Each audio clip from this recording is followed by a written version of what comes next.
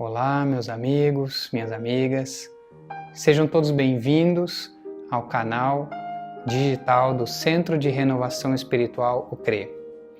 Antes de iniciarmos a nossa reflexão, vamos fechar os nossos olhos, buscar uma posição confortável. Vamos respirar fundo por 2 vezes e buscarmos a nossa conexão interior. Vamos nos transportando para os salões do CRE, onde somos recebidos por toda a espiritualidade e por todos os mentores da casa. Vamos sentindo a aproximação dos nossos mentores espirituais, nossos queridos amigos de longa data. Com eles vamos até Maria, Mãe Santíssima, a quem agradecemos por todo o seu exemplo e por todo o seu amor.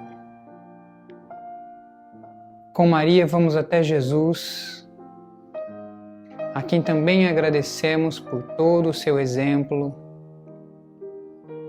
e por todas as lições. Com Maria e com o Divino Mestre vamos até Deus, nosso Pai, oferecendo o que de melhor tivemos em nosso coração e orando todos juntos. Pai nosso que estais nos céus, santificado seja o vosso nome.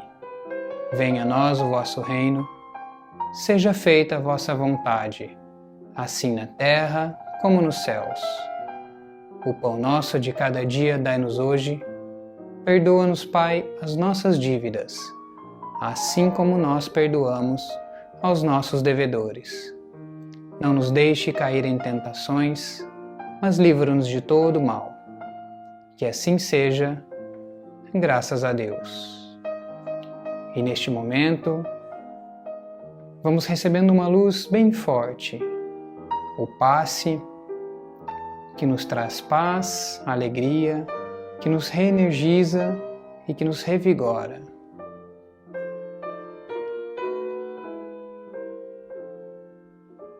Graças a Deus.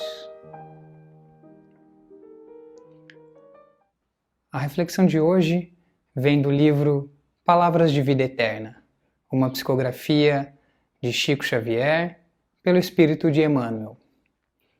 O capítulo de hoje é o capítulo 66, intitulado O Primeiro Passo.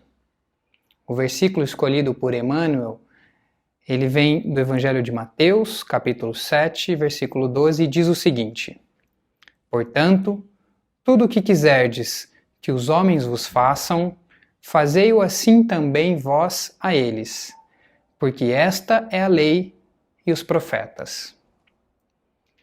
Então, antes de entrarmos nos detalhes da reflexão, eu vou contar uma história. Por volta do ano 30 da nossa era, um jovem senador romano decide partir para a Galileia. Ele tem 2 filhos, um menino e uma menina, e essa menina está muito doente. Então ele acredita que os ares daquela região podem ajudar na recuperação da sua filha.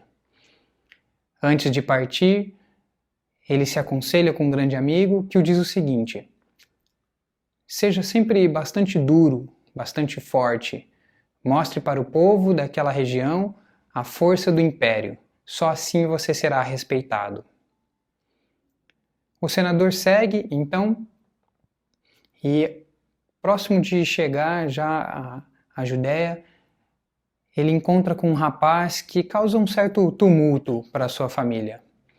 Naquele momento, lembrando dos conselhos do amigo, ele determina de forma bastante rígida que o rapaz seja levado aos calabouços da sede do governo daquela região. Todo mundo sabia que aquela não seria uma prisão tão simples, porque era muito comum naquela época que estes prisioneiros fossem vendidos como escravos e fossem parar depois nas arenas de Roma.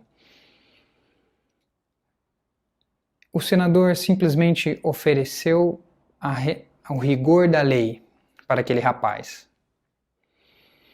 No dia seguinte, o pai daquele rapaz foi até o senador, implorou misericórdia, pediu perdão, disse que o rapaz não tinha feito nada demais, que ele já havia se desculpado. O pai implorou não para o senador, mas para o também pai, porque ele viu as duas crianças viajando junto. Mas mais uma vez, a oferta daquele senador foi o rigor da lei, a austeridade. O tempo passou e, em determinado momento, o senador tem o seu filho mais velho sequestrado, o que lhe causa uma dor muito forte. Ele mobiliza todos os recursos do Estado para procurar, para localizar aquela criança, não consegue. Os anos se passam, o senador ouve falar num certo nazareno que tem espalhado algumas novas ideias por aquela região. Ele, no princípio, não entende, não dá muita atenção, mas com o passar do tempo e a dor de ter perdido um filho, ele decide procurar esse nazareno. Então, quando ele o encontra perto de uma fonte numa noite, ele é surpreendido pela pergunta: o que é que você oferece agora? Amor, misericórdia e perdão? Ou você oferece vingança e dor? É claro que o senador não era capaz de entender a profundidade daquela pergunta. Para ele, ter perdido um filho já era uma dor muito forte e inimaginável. Ele então se surpreende, fica bravo, e o nazareno diz para ele: você está escolhendo o caminho da dor. Os seus próximos anos serão bastante dolorosos. O seu caminho vai ter muito choro e muitas lágrimas. Ele obviamente não entende e vai embora. E o que acontece a seguir é exatamente o que aquele nazareno disse.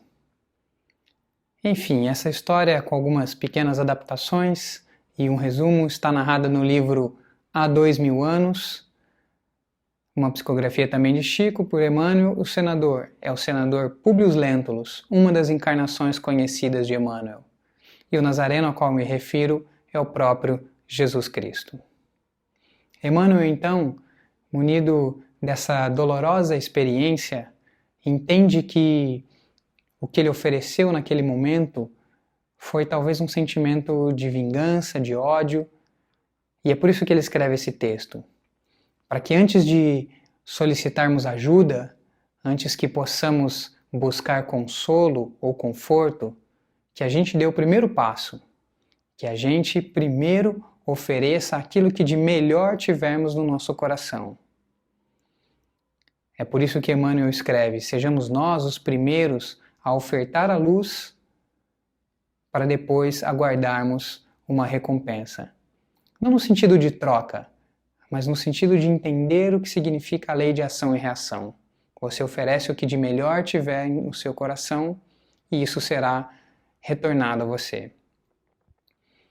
Isso nada mais é do que o que chamamos de caridade.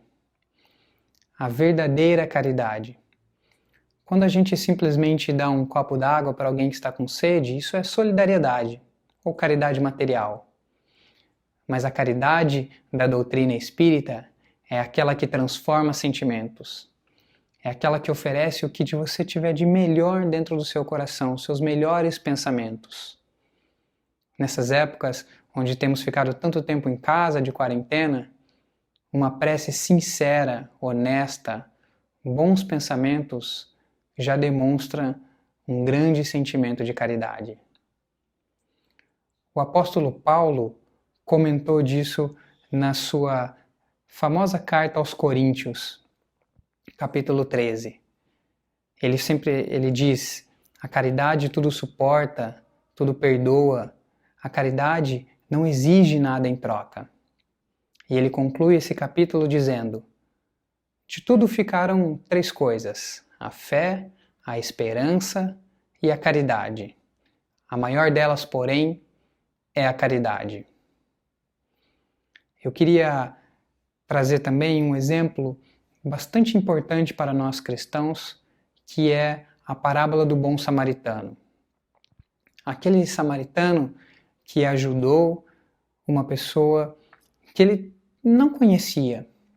Só relembrando, a parábola diz o seguinte: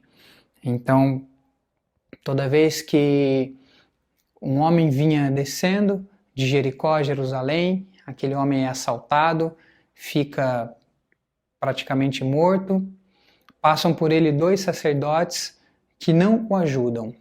Então, quando desce um samaritano que era renegado na época, discriminado, sem perguntar nome, religião, de onde vinha, para onde iria, ele simplesmente ajuda.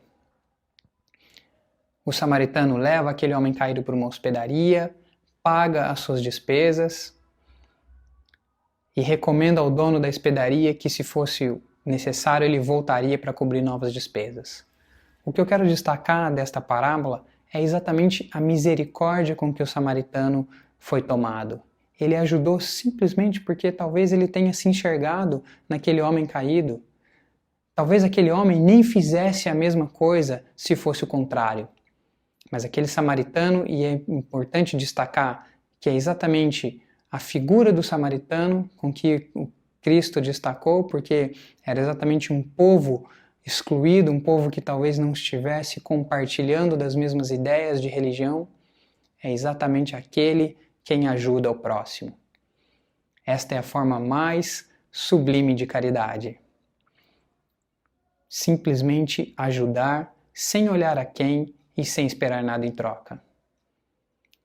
Esta foi a lição que Emmanuel aprendeu há 2000 anos, quando ele poderia ter oferecido perdão, poderia ter oferecido caridade, poderia ter oferecido um pouco de paz, mas preferiu escolher o rigor da lei, a austeridade, e certamente sofreu muito.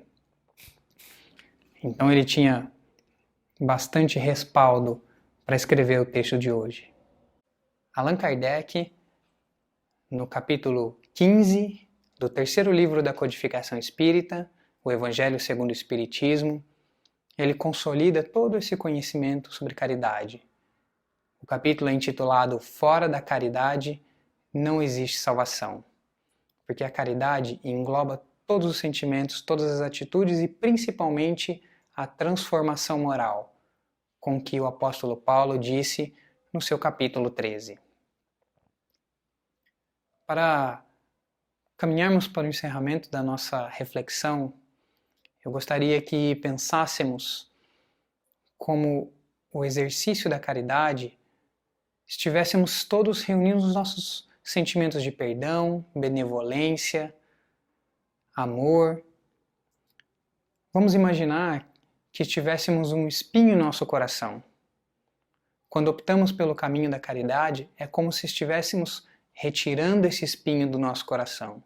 É claro que ainda vai doer um pouco, é claro que ainda sentiremos uma dor por aquele espinho que esteve presente no coração. Mas não tenho dúvidas que já estamos no caminho da cura. Em algum tempo aquela dor passa. Se optarmos por continuar com o espinho no coração, provavelmente estaríamos muito longe da cura.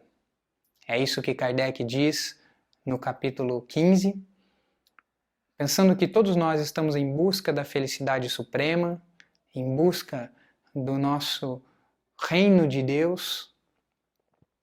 O que precisamos ter em mente é a escolha do caminho da caridade. E essa escolha passa pela iniciativa do primeiro passo. Não dá para exigir receber flores quando, na verdade, nós estamos dando pedras para os nossos entes queridos, para os nossos amigos ou até mesmo para os nossos inimigos. É preciso com que nós sejamos a luz que queremos ver no mundo. É preciso com que nós ofereçamos primeiro as flores e em seguida, naturalmente, sem negociação, sem esperar nada em troca, nós iremos receber as flores do mundo. Essa atitude precisa ser imediata, precisa ser todos os dias, todos os momentos, todos os pensamentos, toda vez que a gente achar que a gente vai cair, que a gente precisa ser consolado, que a gente possa emitir um bom pensamento para alguém que precisa da nossa ajuda. Porque, como diz o benfeitor Bezerra de Menezes, quando a caridade é muito discutida, o socorro chega tarde. Neste momento onde Todos nós somos conclamados a fazer uma vibração pelo planeta, por todos aqueles que estão desencarnados, que seja essa a nossa primeira atitude, com que façamos aos outros aquilo com que gostaríamos com que os outros nos fizessem. Essa é a grande lição de Emmanuel para os nossos estudos de hoje. Desejo a todos muita paz, que fiquemos todos na companhia do Divino Mestre. Antes de encerrar, então, vamos fechar os nossos olhos, buscando a nossa paz. Pensemos em Jesus, com sua túnica alva, consolando e caminhando por entre os doentes, sem fazer distinção entre ricos e pobres, sem fazer distinção entre religiões, simplesmente ajudando e nos mostrando o valor da caridade. Que possamos receber então um passe de acordo com os nossos merecimentos. Pai, ampara-nos em todas as nossas dificuldades. Pai nosso que estais nos céus, santificado seja o vosso nome. Venha a nós o vosso reino, seja feita a vossa vontade, assim na terra como nos céus. O pão nosso de cada dia dai-nos hoje. Perdoa-nos, Pai, as nossas dívidas, assim como nós perdoamos aos nossos devedores. Não nos deixe cair em tentações, mas livra-nos de todo mal. Que assim seja, graças a Deus.